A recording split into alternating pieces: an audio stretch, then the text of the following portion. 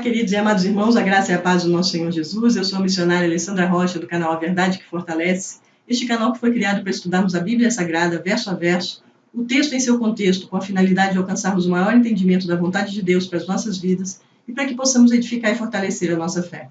Hoje é a nossa 27ª aula da Epístola aos Romanos, que nós intitulamos de Maravilhosa Graça, apreciando a liberdade através da justiça de Deus.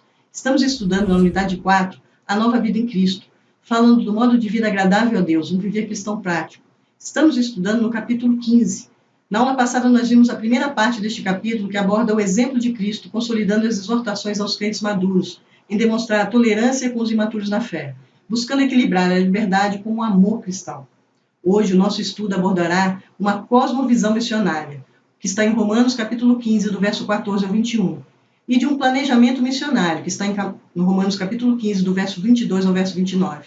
Será uma exposição do desejo que estava no coração de Paulo, o desejo de levar o Evangelho da graça de Deus às terras ainda não alcançadas. O objetivo da nossa aula de hoje é compreender as características do ministério de Paulo e o seu planejamento. Já estudamos nessa epístola até aqui que Paulo abordou o ensino teológico doutrinário do capítulo 1 até o capítulo 11. E depois ele ministrou importantes exortações práticas da vida cristã a todas as comunidades cristãs, que está no capítulo 12 até o capítulo 15, no verso 13. Agora ele inicia o que nós veremos na aula de hoje, uma despedida da carta. Ele passa a se dirigir aos cristãos da igreja de Roma. Começa o que corresponde a um epílogo, que é o desfecho final da sua carta, que compreende os comentários sobre o seu ministério e os seus planos para o serviço futuro. Uma vez que Paulo foi tão enfático sobre tantas questões da igreja de Roma, igreja essa que eu quero lembrar é uma igreja que ele não fundou e nunca visitou, ele agora quer se assegurar de não passar uma impressão de que é insensível, arrogante ou desagradável. Ele elogia os membros da igreja de Roma pelo envolvimento com a obra do Evangelho e passa a compartilhar um pouco do seu ministério, de seus planos, e esse é um assunto que nós vamos abordar na aula de hoje.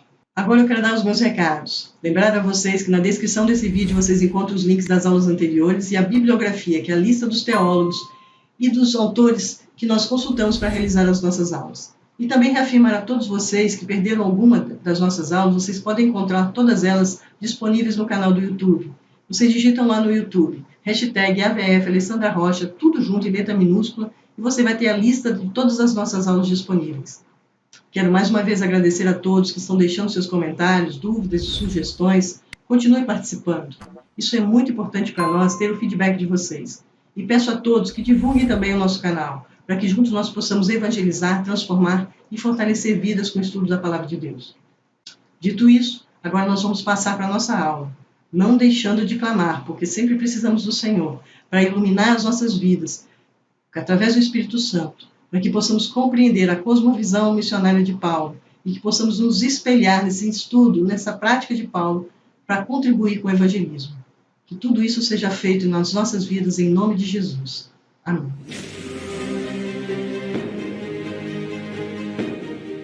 O viver cristão prático, uma cosmovisão missionária. Vamos ler Romanos capítulo 15, do verso 14 ao verso 21. E eu mesmo, meus irmãos, estou certo de que vocês estão cheios de bondade, têm todo o conhecimento e são aptos para admoestar uns aos outros. Entretanto, eu lhes escrevi, em parte mais ousadamente, como para fazer com que vocês se lembrem disso outra vez, por causa da graça que me foi dada por Deus, para que eu seja ministro de Cristo Jesus entre os gentios, no sagrado encargo de anunciar o Evangelho de Deus, de modo que a oferta deles seja aceitável, uma vez santificada pelo Espírito Santo. Tenho, pois, motivo de gloriar-me em Cristo Jesus nas coisas concernentes a Deus, porque não ousei falar sobre coisa alguma, a não ser sobre aquelas que Cristo fez por meio de mim, para conduzir os gentios à obediência por palavra e por obras, por força de sinais e prodígios, pelo poder do Espírito de Deus. Assim, desde Jerusalém e arredores até Ilírico, tenho divulgado o Evangelho de Cristo, esforçando-me, deste modo, por pregar o Evangelho não onde Cristo já foi anunciado, para não edificar sobre alicerce alheio. Pelo contrário, como está escrito, aqueles que não tiveram notícia dele o verão, e os que de nada tiveram ouvido a respeito dele o entenderão. Vamos ver o que Paulo quer dizer com esses versos. Vimos no capítulo 15, do verso 14 ao 21, o ministro de Cristo entre os gentios. Paulo trata a respeito do seu projeto missionário. E dentro desse projeto, nós vimos o propósito da missão. Ele desejava que os crentes romanos compartilhassem do mesmo objetivo da sua chamada, a conversão do mundo gentílico ao Evangelho. O agente da sua missão é a ação do Espírito Santo. Vimos isso correspondente a 1 Coríntios, capítulo 2, do verso 1 ao verso 5. Vamos ler. Irmãos, quando estive com vocês, anunciando-lhes o mistério de Deus, não o fiz com ostentação de linguagem ou de sabedoria, porque decidi nada saber entre vocês, a não ser Jesus Cristo, e este crucificado. E foi em fraqueza, com temor e grande tremor, que eu estive entre vocês. A minha palavra e a minha pregação não consistiram em linguagem persuasiva de sabedoria, mas em demonstração do Espírito e de poder, para que a fé que vocês têm não se apoiassem em sabedoria humana, mas no poder de Deus. Então vimos agora a esfera da missão de Paulo. Já divulgar o Evangelho desde Jerusalém e arredores até Ilírico. Queria ampliar a esfera da missão, anunciando onde não havia sido pregado. Nessa parte da carta aos Romanos, Paulo revela algumas características do seu ministério. Primeiramente, Paulo mostra que estava certo que os romanos estavam cheios de bondade e de conhecimento, de forma que eram capazes de admoestarem ou aconselharem uns aos outros, pois eram uma comunidade madura na fé. Aí ele relembra alguns assuntos vitais para o bom relacionamento entre os irmãos. Ele próprio sentia essa liberdade por causa da autoridade apostólica para com os gentios, que ele atribui como resultante da graça que ele recebera de Deus. Depois Paulo vai descrevendo as características desse ministério, usando a imagem retirada do ritual de sacrifício levítico, os serviços rituais e religiosos. Ele se apresenta como sacerdote levítico, cujo serviço era proclamar o evangelho entre os gentios, e cuja oferta era a vida dos convertidos, que se constituíram agora em um sacrifício agradável a Deus, um sacrifício imaculado e puro, por terem as suas vidas agora santificadas pelo Espírito Santo.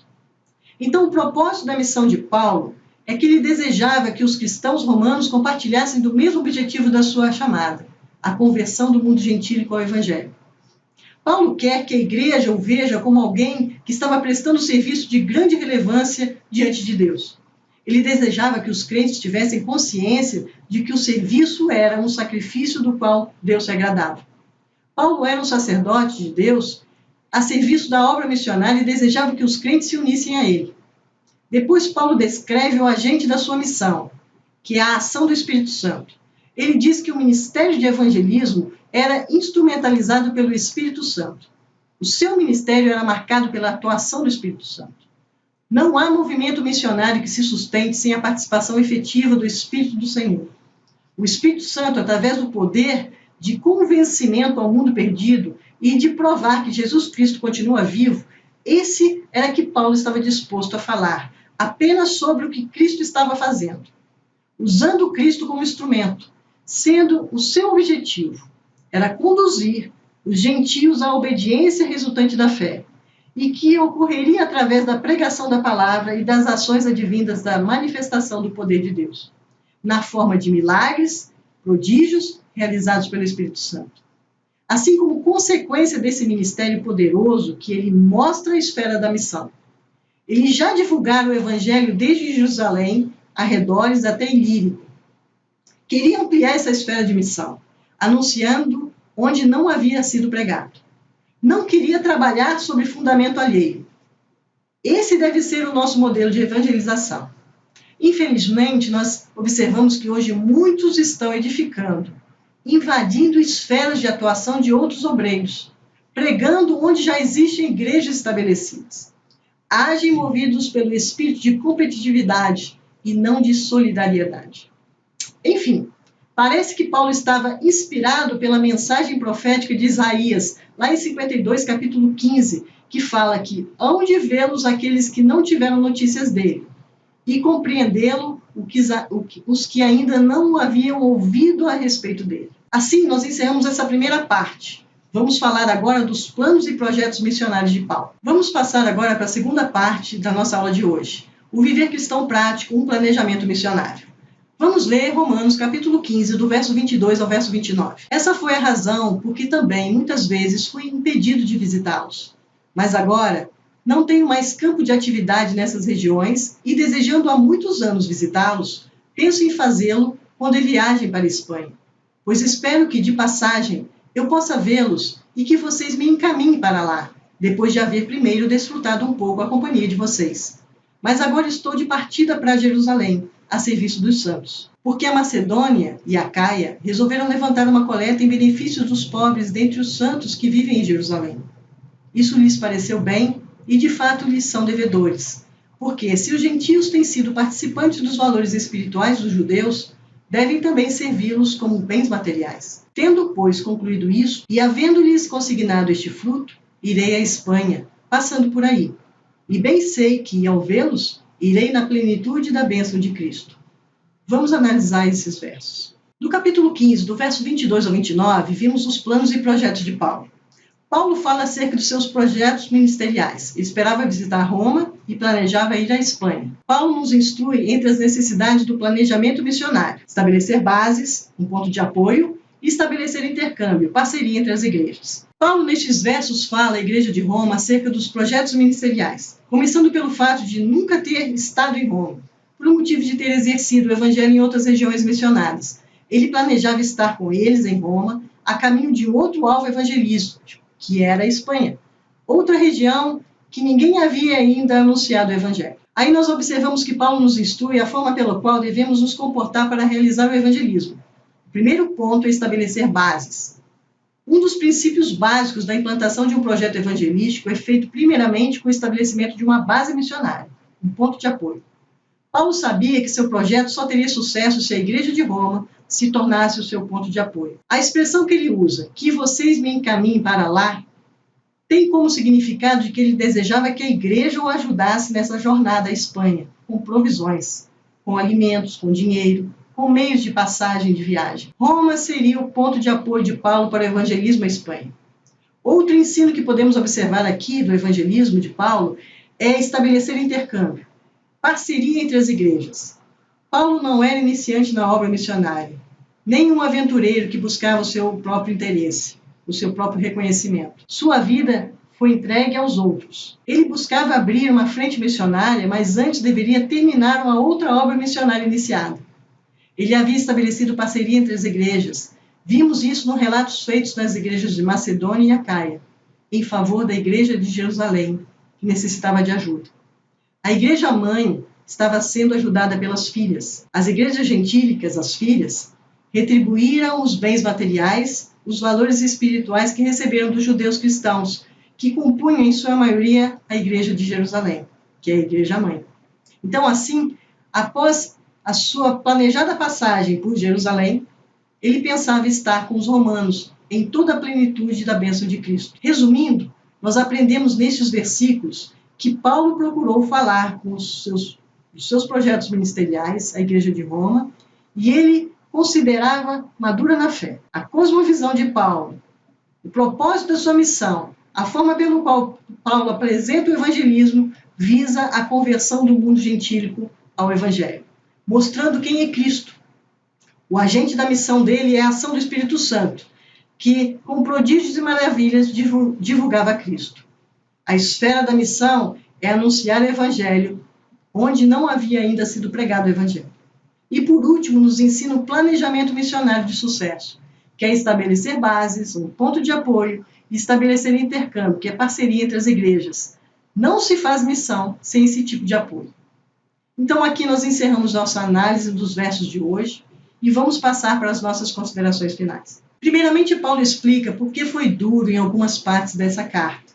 Apesar de não conhecer a congregação, estava certo que os cristãos da igreja romana eram maduros na fé. Lembre-se que o dever de quem exorta não é apenas ensinar, mas trazer sempre à lembrança as coisas que já sabem. Paulo explica o seu plano missionário relacionado com o seu ofício como apóstolo aos gentios, e o qual desejava a participação dos romanos nesse plano. Vimos uma das razões que levou Paulo a desejar visitar a igreja de Roma. Era uma visita planejada, almejava o estabelecimento de um ponto de apoio para o seu empreendimento missionário. Ele usa espaço de sua epístola para informar aos crentes em Roma das diretrizes tomadas para essa viagem. A igreja, que não tinha Paulo como seu fundador, tinha a oportunidade de ver como trabalhava e apoiar aquele que foi, sem dúvida, o maior missionário da história cristã. Pregar o Evangelho, não onde Cristo já for anunciado, é uma das marcas dos apóstolos, lançar o fundamento para o início da igreja na história. Os apóstolos receberam o encargo de lançar a semente para que outros pudessem regar e outros ainda colhessem. Um exemplo para todo evangelista: encher com o evangelho a zona em que lhe pertence, deixando depois homens e mulheres dedicados à obra de Deus, para logo poder passar a outras áreas que necessitam ensino bíblico. Assim encerramos mais uma aula. Oremos para Deus nos ajudar a direcionar com clareza no evangelismo, que sejamos instrumentos na qual, até com os lábios fechados, possamos testemunhar Cristo em nossa vida.